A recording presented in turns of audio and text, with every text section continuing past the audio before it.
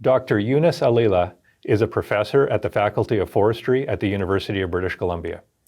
Dr. Alila graduated from the University of Ottawa with a bachelor degree in civil engineering, a master's degree in water resources engineering, and a doctorate in engineering hydrology. Dr. Alila teaches and conducts research on climate and land use change effects on water resources. Dr. Alila's work over the last 20 years on forest effects on floods challenged an over century-old hydrologic wisdom on how forests affect large floods. His work on this topic has been the subject of much peer-reviewed discussion among academics in the field and generated press releases by the American Geophysical Union. Now I'd like to welcome Dr. Alila and turn the session over to him.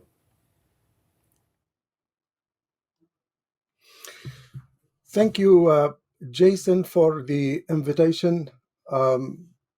And good morning, everyone. The first part of my presentation is providing a historical perspective on how the forest hydrology literature have been guided or misguided, depending on how you view it, dominantly by a deterministic reductionist approach to the science of forest and floods, which really does not account for the random nature of the flood response of a watershed. The second part of the presentation focuses on the idiosyncrasies of the flood response, which can only be revealed by the probabilistic framework to the science of forest and floods. And the third and last part focuses on what makes the flood regime in BC particularly supersensitive to disturbances of all kind. Slide 2, please.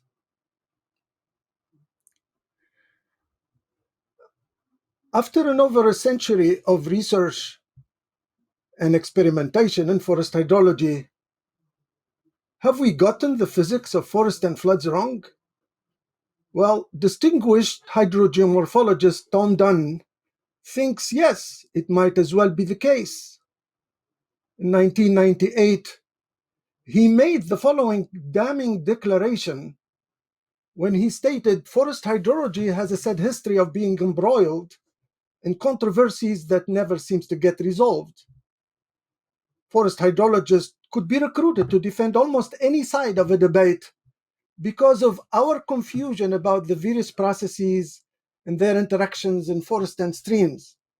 This statement is particularly true on the topic of forest harvesting, peak flows in case of small watersheds and floods in case of large watersheds.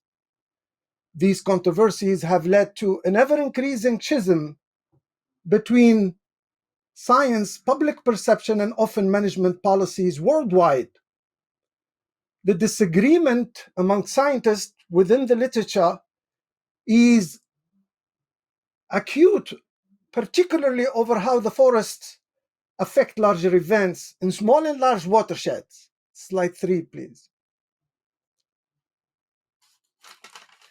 The vehemently defended old wisdom on how forests affect floods could be summarized in 3 points. Forests have no effect on larger floods. The larger the flood event, the smaller is the effect of forest. And the larger the watershed, the smaller is the effect of the forest. In response to Bradshaw et al. 2007 study, which concluded forest affects large floods in large watersheds, Calder et al.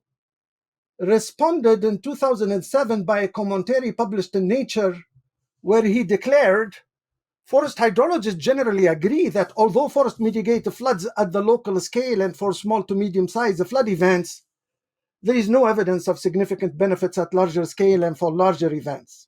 Slide 4, please.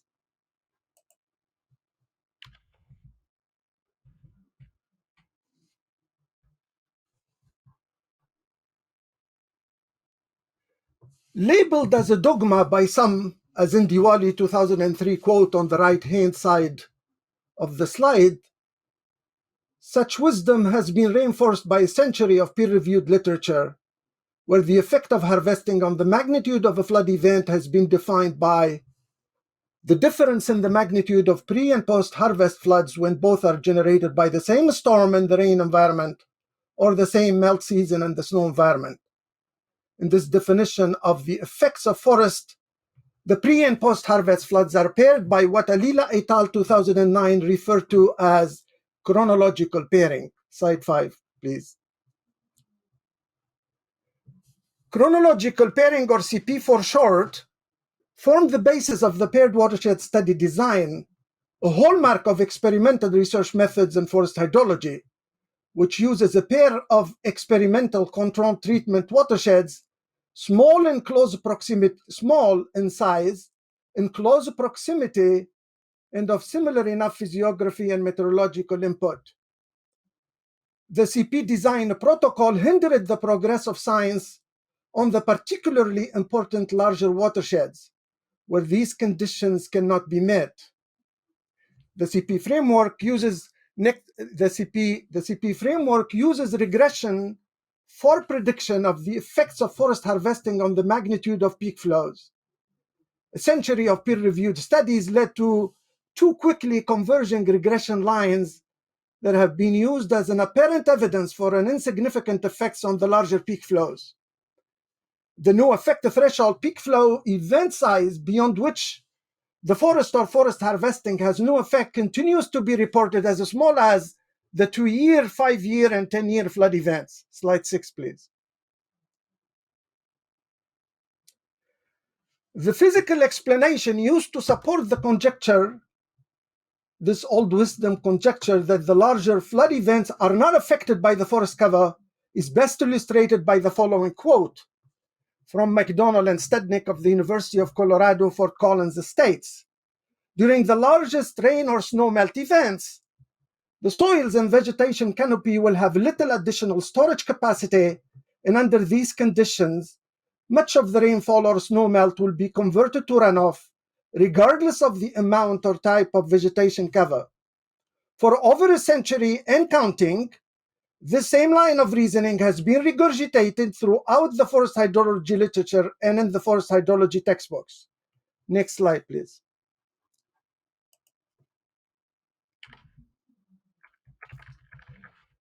Alila et al. called upon the forest hydrology in 2009, called upon the forest hydrology community to abandon the old way of pairing chronologically and adopt instead the following definition for the effect of harvesting. The effect of harvesting should be defined as the difference in magnitude of pre- and post-harvest floods when both are of the same frequency and not the same chronology. Alila et al. In 2009 referred to this as a frequency pairing, or FP for short. In Alila et al. 2009 and subsequent papers, our analyses of long-term pre- and post-harvest peak flow and flood data using both CP and FP led to diametrically opposite outcomes. Namely, harvesting affects not only small and medium peak flow, but also the larger events. Alila et al. In 2009 called for a reevaluation of past studies and the century-old paradigm that shaped the science perception of forest floods and the biophysical environment. Next slide, please. Pairing is the foundational tenet of experimental design in all science disciplines. So what is wrong with CP? Well, CP is deterministic and reductionist. CP is not designed to evaluate, therefore, CP is not designed to evaluate changes in the frequency of floods caused by disturbance. But most importantly, and as a result of it not accounting for changes in frequency, it actually produces the incorrect measure of the effect of harvesting on the magnitude of floods, particularly on the lower and upper tail of the frequency distribution. In short, CP leads to irrelevant outcomes. This is because the magnitude of a flood event is controlled by the simultaneous random occurrence of several factors. In the rain environment, for instance, the magnitude of a flood event is controlled by the storm and its characteristics, but also the state of wetness of the soil at the arrival of the storm time. In the snow environment, the factors that occur randomly in time that control the magnitude of a flood event are the snowpack on the ground, the energy available for melting the snow, potential rain falling on melting snow, and the antecedent soil moisture conditions. Fixing these factors one at a time in a ceteris paribus mode, and an example would be pairing by equal storm input, leads to an uncontrolled experiment that does not isolate the effect of forest harvesting on floods. Next slide, please. CP leads to an uncontrolled experimental design. CP is therefore non-causal, which means it's not designed for investigating cause-effect relationships between forest and floods. Cartwright in 1983 provides an around-the-kitchen table example of why ceteris paribus experimental designs must not be used for investigating real-life multivariate cause-effect relationships.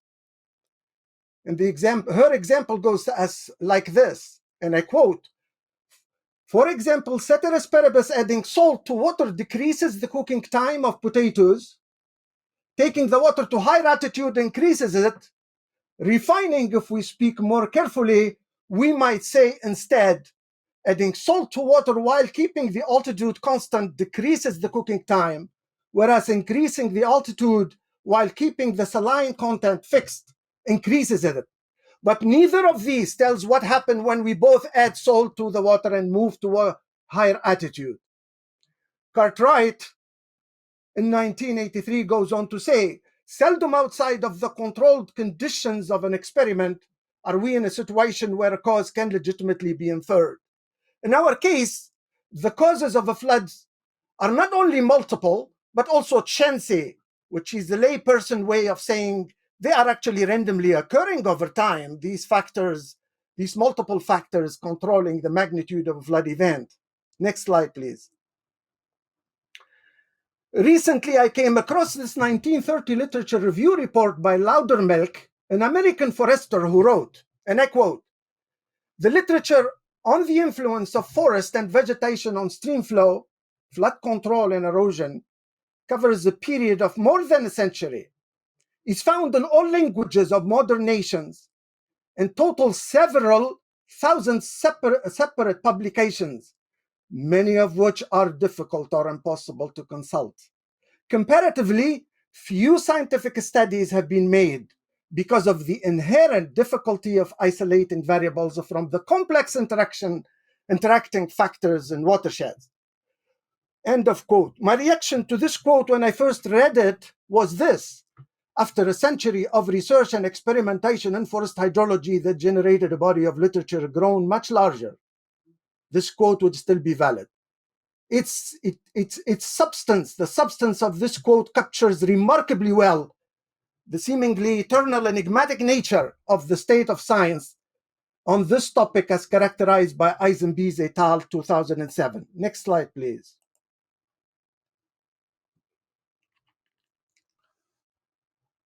So why the research question investigating forests and floods must invoke the dimension of frequency? Well, the flood response is by nature probabilistic. In the snow environment, for instance, the magnitude of a flood event is controlled again by four factors: the snow accumulating on the ground, the energy available for melting the snow, potential rain falling on melting snow, and the wetness of the soil at the time of the peak.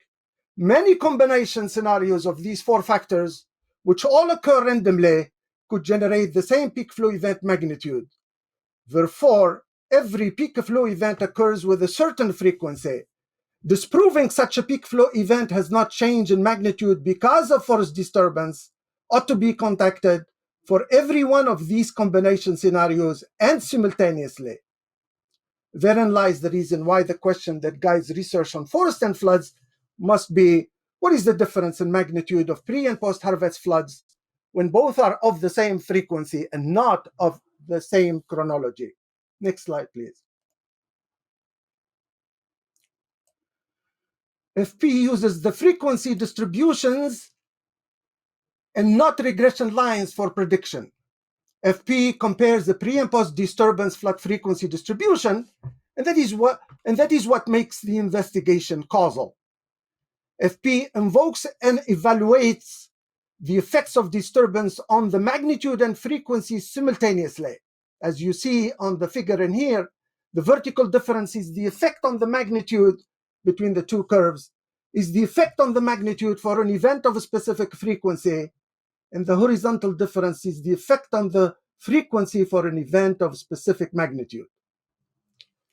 Comparing pre and post disturbance frequency distributions equal in all but for the disturbance is akin to the call for comparing factual to counterfactual scenarios in a probabilistic framework in the relatively new science of causation. One of the godfathers of this new 30 years old science is Josiah Pearl. He published a book, Pearl, in 2009 on titled Causality, which was cited so far 18,000 times. The new science of causation transformed causality from a nebulous concept into a paradigm in its own right, with significant applications across many disciplines. For instance, early applications in climate change science about 10 to 15 years ago generated a rigorous debate, triggering the launching of a new field of research now commonly known as attribution science. Next slide, please. The frequency distribution of floods is a law of chance that relates the magnitude to the frequency of the flood event. Robinson and Sivapala in 1997 described the flood frequency distribution as follows. The flood frequency curve represents one of the most comprehensive and compact descriptions of a catchment storm response. It is the culmination of interactions across both time and space between climatic inputs, that is rainfall and fluxes and evaporative effluxes, and properties of the catchment's landscape, for example, topography, soils, and vegetation. End of quote. The flood frequency distribution is described by a mean, which is the measure of center tendency of floods as they change over time, a variance, which is a measure of the variability of the floods around their mean, and of course the skewness, which is a measure of the extent the distribution deviates from the symmetrical bell-shaped normal distribution. If causal inference imposes on us the prediction of floods using a frequency distribution, then the physics of floods and how they are affected by their environmental controls must also be understood in the same probabilistic framework.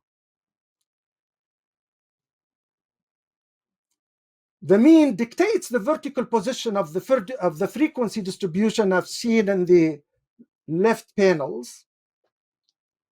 The variability in the middle panel tilts the slope of the curve up and down, because the slope is a surrogate for the variability of the floods over time, while the skew changes the curvature from convex, between parentheses negative skewed, to concave, positively skewed data sets. Flood frequency distributions in BC are characterized by a mild slope and a concave shape. We will see in subsequent slides how this mildness in slope and concavity in shape of the flood frequency curves make the natural flood regime in BC highly sensitive to disturbances of any kind. Next slide, please.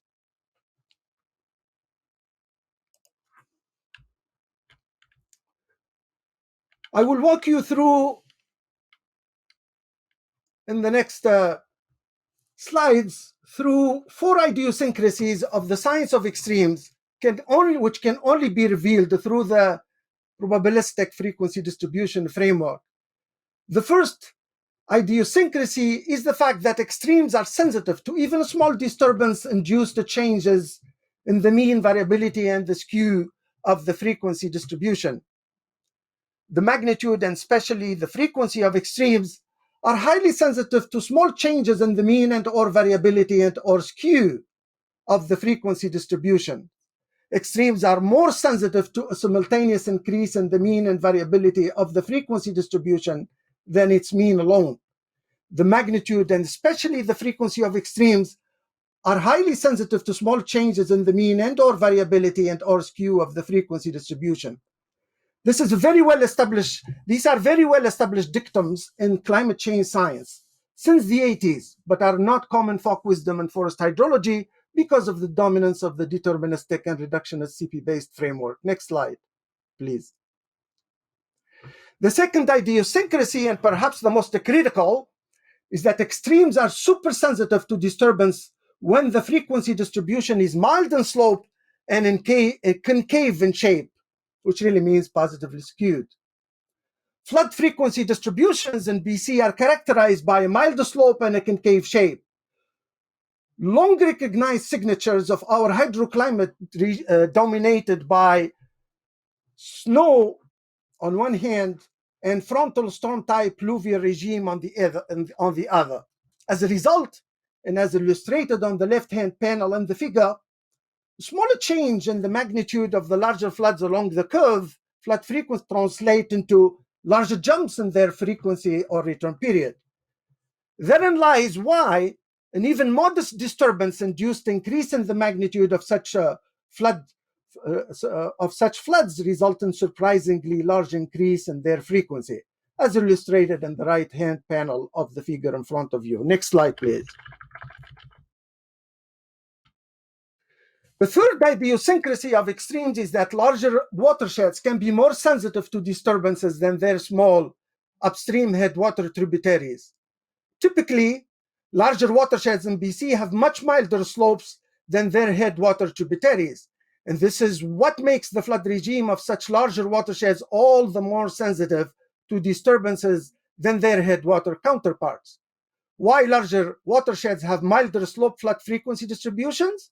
Well, the slope of the curve, and hence the variability of floods around their mean, is controlled by the efficiency with which runoff is delivered to the outlet of the watersheds. The slope of the flood frequency curves of smaller watersheds are steeper because runoff delivered to the outlet more efficiently in such small watersheds. This is why typically the unit discharge decreases with an increase in the size of the watersheds. More opportunities for runoff desynchronization in larger watersheds are brought about by larger elevation ranges and diverse aspects, desynchronizing the delivery of runoff to the outlet, which reduces the variability. More opportunity for below and above surface storages along the way to the outlet. And of course, the desynchronization of flows from the various tributaries. All of them will reduce the variability as the size of the catchment increase. Next slide, please.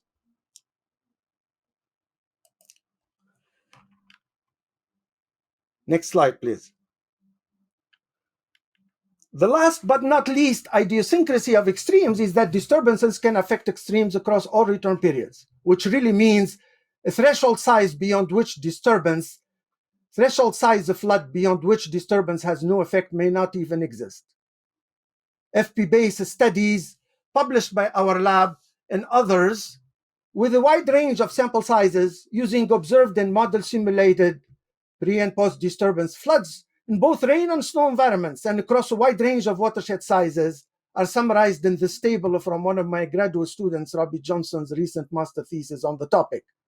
The last column in the table shows how not only the 10, 20, and 50-year return period, but also the 100-year, 200-year floods and beyond are becoming more frequent. There are also cases where the larger the flood event, the more frequent it becomes. Next slide, please. Again, understanding the physics of forest disturbances effects on floods in a probabilistic framework translate into answering the following questions. How would the disturbance affect the mean, the variability, and the skew of the flood frequency distributions? Our research work up to date supports the hypothesis that an increase in the mean is dominantly caused by an increase in the moisture available for runoff. So forest disturbances will result in the suppression of evapotranspiration, increases in the amount of energy available for the melt, potential synchronization of runoff, and soil disturbances. All of these factors contribute to a potential increase in the amount of moisture available for runoff, and combined, they do increase the mean of the flood frequency distribution. Next slide, please. Our research work up to date support the hypothesis that an increase in the variability of floods around their mean, which steepens the flood frequency curve, is actually caused by an increase in the efficiency with which the runoff is delivered to the outlet of the watershed. Forest disturbances, for instance, can result in wetter soil as a result of suppression of ET, disturbed soils as a result of forest fires or logging machines, synchronization of runoff, increases in the amount of energy available for the melt, and forest roads, of course, via their subsurface runoff interception by cutbank, and an increase in the stream density because of the ditches draining the roads connecting directly to the stream network. All of these factors can increase the efficiency of delivery of runoff to the watershed's outlet, which then increase not only the variability, but potentially the skewness of the frequency distribution. Next slide, please.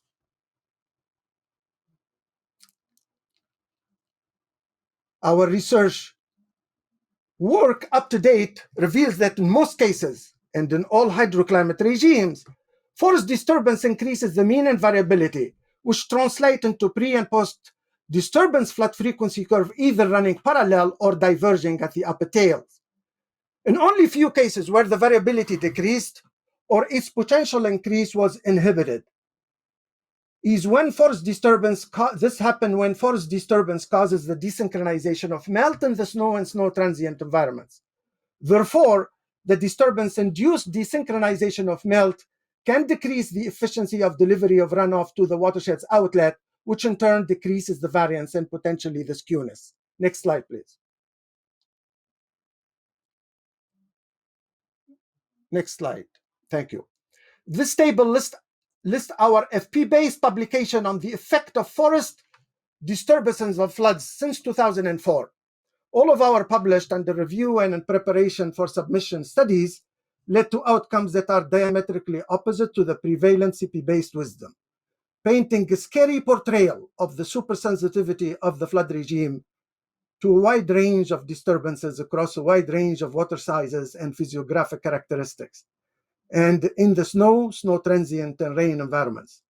The newly emerging FP-based portrayal of the forest and flood relations could be summarized as follows. Forest disturbance can affect events of all sizes. Effects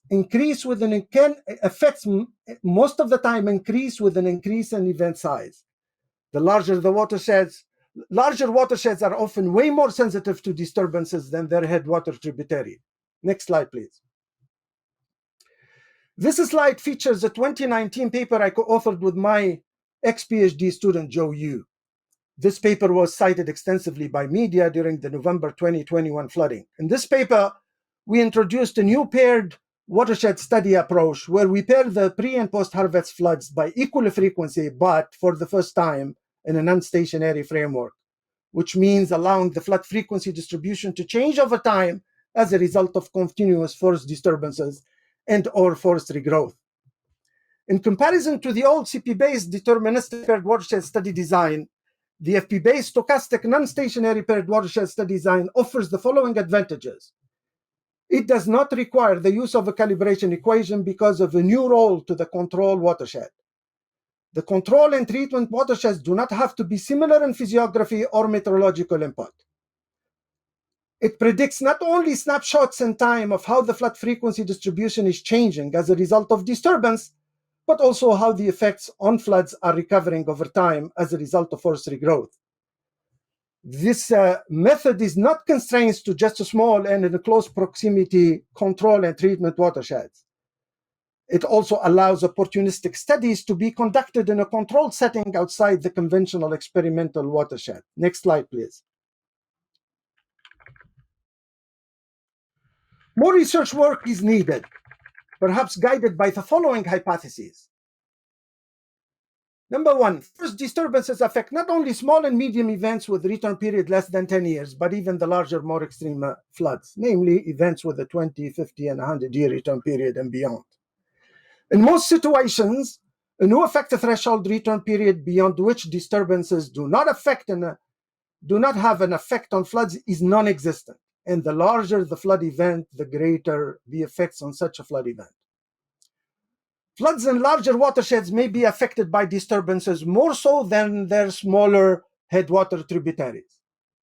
Depending on watershed physiographic characteristics, extreme events such as the 50 and 100-year events can actually become many times more frequent as a result of some disturbances. Flood regimes can be sensitive to even small disturbances when occurring in critical mid to high elevation zones within mountainous high elevation range watersheds. Next slide, please. The last slide. Watersheds with flatter topographies are even more sensitive to forest disturbances than areas on slope topographies due to synchronization of snowmelt, regardless of disturbance location or watershed size. In some cases, a small forest disturbance or cut rate within a watershed could wrongly lead to an expectation of less impact because the sensitivity of the flood regime is controlled not only by how much is being logged, but by what is left behind after disturbance, which could actually affect the way melt synchronizes within the watershed. Logging practices other than clear-cutting may still take advantage of the natural ability of the forest cover to mitigate against flood risk, especially so under a changing climate. The last hypotheses that need to be guiding future research on the topic of forest effect on flood is that the effects of forest disturbances could be long-lasting despite replanting because of the regrowth of coniferous trees and the snow environment, particularly the dry snow environment, is chronically slow. Particularly in the first 20 years, full hydrologic recovery of the new forest to pre-disturbance condition usually takes over 8 years. Thank you very much, and sorry for going a bit fast to make it on time.